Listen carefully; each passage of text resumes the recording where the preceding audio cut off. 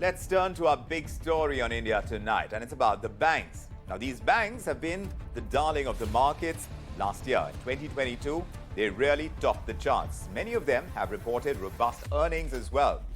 Still, the question on everyone's mind is, what is the future for banks in 2023? Because when things ride up so much, you wonder whether this is a peak that we've reached. One significant trend is the slowing deposit growth among banks. How is that trend going to affect banking stocks in 2023? How is it going to reflect in the bank Nifty? So we're going to discuss this in detail with experts who are joining us on this edition of India Tonight. But before we get to them, here's a closer look at where the major banks in the country stand when it comes to deposit growth and the quality of their assets. Their asset quality, where do things stand? Let's get a complete picture on this from my colleague Harsh. He's joining us from our research team. Harsh, if you can walk us through the earnings that have been reported this season from the big banks and the kind of story it unveils. Well, yes, let's quickly take a look. So in terms of advances and deposits, we're seeing very strong growth in advances, as has been the case in the system as well. And deposits, there are some banks which are doing really well, and there are some banks which are, I would say they are tepid at the moment in terms of their deposits. HDFC Bank, 20% growth on both sides, very impressive. Let's look at ICICI, 20% growth in advances, but a 10.5% growth in terms of their deposits. So keep an eye out on that. Kotak as well, deposit growth lagging advances by quite a bit. So is IndusInd. We're looking at Federal Bank as well, which is lagging. But Bandhan, on the other hand, has seen very strong growth in terms of their deposits and not so much in terms of their advances. So it's the reverse happening there. So is the case with Yes Bank. RBL Bank, a good balance on both sides, 15% advances, 11% on deposits. And IDFC First, extremely strong growth in deposits, 44%, really muscling through on that deposit front. In terms of the commentary itself, couple of key pieces of commentary. One is that loan growth continues to be robust, and here I'm only taken maybe the top 3 or 4 private banks. In terms of HDFC and Kotak, there is some sense or some commentary that there is some amount of mispricing which is happening in certain corporates. So keep your eye out on that. HDFC Bank grew branches extremely strongly. In terms of margins, Kotak is suggesting that they're going to continue to hold up. MFI, Agri and SME momentum for Kotak has been extremely strong, and they are pushing across unsecured loans as well. In terms of retail, SME and business banking, ICICI Bank is showing robust growth. Capex activity, according to them, is picking up. Government sector is doing well, and they believe loan growth is going to continue to remain healthy. So that's largely the highlight of the banking pack. Right. So the headline that I'm reading, Harsh, is that yes, when it comes to deposit growth, there is a bit of tepidness that is coming in, while credit growth has remained strong last year. And the story continues, and the quality of the assets is not bad either. But let's get further perspective on where we could see the banking sector go from this point onwards, still at the start of the year. And for that, Mahantesh Sabarad, independent market expert, is joining us along with Aditya Shah, Chief Investment Officer at JST Investments. Aditya and Mahantesh, thank you both for making the time and getting in your perspective on India Tonight. Coming to you first, Aditya, what's your overall sense of the banking sector? The kind of numbers that we are seeing for the third quarter, is the sector looking healthy enough for further growth, or do you see any red flags right now?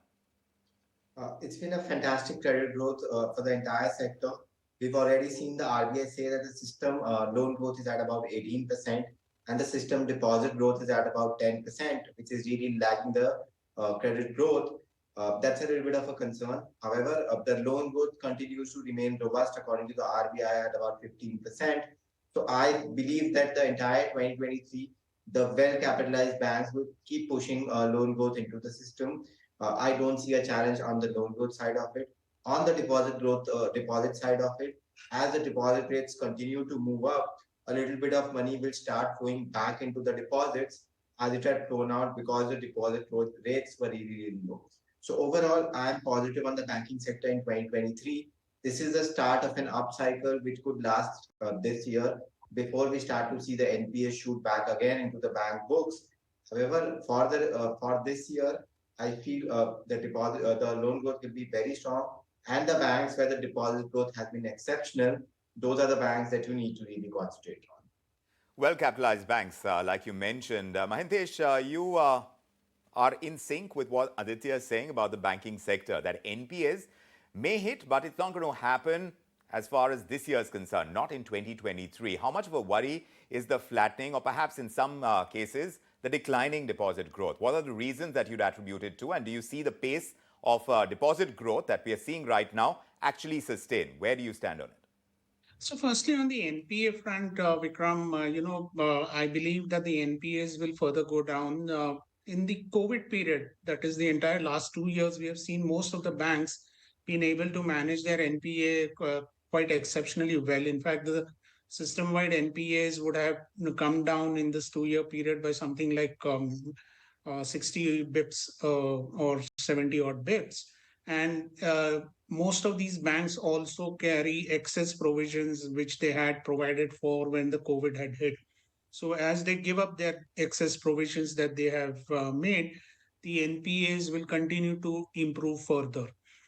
So that's one part. On the deposit front, there is indeed a worry that is happening, like Aditya has mentioned, and we have seen that the deposit growth generally has been very weak for most of the banks, and perhaps that's been attributable to the fact that we had hit very low interest rates during the COVID period that was born out of the RBI sharply cutting interest rates. In fact, globally, we have seen interest rates being cut sharply.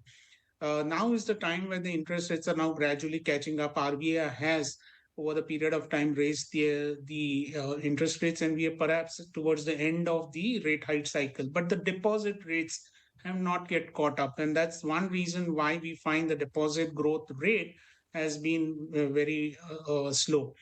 I believe that as we go forward, as tech starts getting used more and more, you find most of the banks are getting into the fintech space, are using digitization of the banking space in general. That should spur deposit growth in times to come. Well, we'll have to see about that. But yes, we have been speaking so much about credit growth for our banks, Aditya. And we need that because the country is trying to brave all the global economic headwinds and seize growth opportunities in several sectors, of course. And we're talking about the PLI scheme, for example, being extended to several sectors, all of which is going to require credit growth from our banks. From a corporate perspective right now, how do you think we are poised? Does India Inc. have access to enough and ready bank funds to make the kind of investments they need for their capex? Definitely. See, the basic difference between 2000s and now is that India's top three banks, which is HDFC Bank, now ICICI Bank, and now even SBI, have got very clean balance sheets. Once they have got very clean balance sheets, they will be able to push credit growth into the system.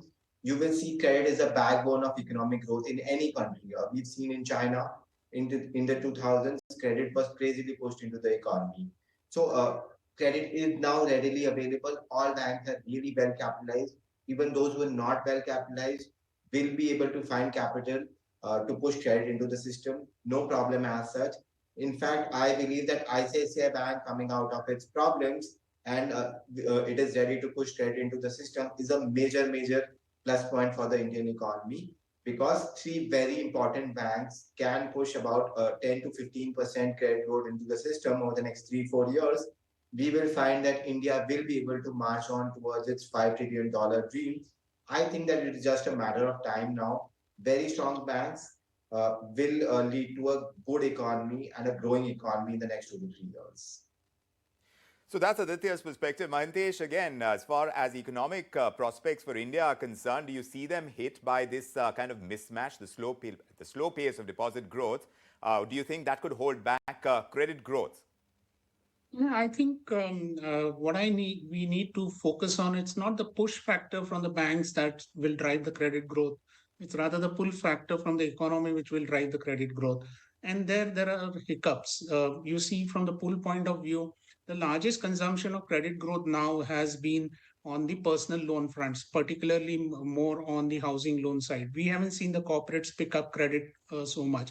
You talked about the PLI scheme, but then manufacturing as a sector, which is part of the economy, has shrunk in terms of its share or proportion, and that PLI scheme is badly needed to spur that growth in manufacturing sector. which will pull in the credit from the bank. So credit growth is not merely a push factor. It has a lot to do with the pull factor, because right now, like Aditya has mentioned, the banks are in a proper shape, yeah, or in a better shape in terms of their asset quality. So their ability to price the loans finer is far greater now relative to what they had a few years ago. But that said, the pull factor is still missing. And one of the pull factors needed badly is that the manufacturing sector has to grow rapidly, and that seems something of a mountain to climb. Pull factor should come from rising capex, and that's something that Aditya seems pretty positive about. But also, you've mentioned asset quality. So, are you concerned about the quality of private investments that are being made right now? Where is that fear that you sense, that you say that 2023 will be okay, but the NPA picture may not be as rosy as it is currently, Aditya? See, on the NPA side of it, as Mahantesh also said, the banks have spent a lot of time from 2018 to about 2021 or 2022 to clean up their balance sheets. Now, what the banks are really doing, this is the credit push phase where banks will push credit into the system, and the NPAs will come out, let's say, 1.5 year down the line when when these loans have been seasoned. So right now, at this stage, we are in a very early stage of a credit cycle, and where the credit quality is not a problem right now. All the focus is on the loan growth, and that's why I have deciphered this that loan growth is no longer a good parameter to look at, because every bank out there is growing at about 18 to 20%. Neither are the NPAs, because NPA system wide are very, very low. Deposit growth is one thing where we've seen banks like HDFC Bank grow their deposits at 20%, which is fantastic. So right now, don't look at the NPA numbers. Most banks will report a reduction in their NPAs. Just look at the deposit numbers and see which are the banks which are getting stronger deposits even without raising interest rates too much. If you look at that, then you have to see you will shortlist 2 or 3 banks, and that's where you need to look at. However, I'm not really worried about the asset quality as of now. 6 months down the line, 8 months down the line, that's something that we will have to study more deeply. So keeping all these factors in mind, deposit growth, credit growth, looking at the NPA picture, where do you think the bank nifty is headed from this point onwards? If you can, which of them, as far as the counters are concerned, which ones do you think would lead from the front and which ones could be the laggards? Was that for me or? I was just asking Mahantesh to wrap things up. Vikram, banks have, or the bank Nifty has outperformed the underlying Nifty quite sharply. And that's got to do with the fact that over the last 2 years, the ROA expansion for most banks has been quite spectacular. I think most of the banks have expanded their ROA anywhere between 30-40 bips. Now, that kind of expansion obviously has led to not only the multiple rise, that is the the price to book multiple that we look for in banks, but it has also been aided by the sharp growth in profit. The profit growth for most of the top tier banks has been 60% plus on a CAGR basis for the last 2 odd years. Some banks have gone even beyond that number.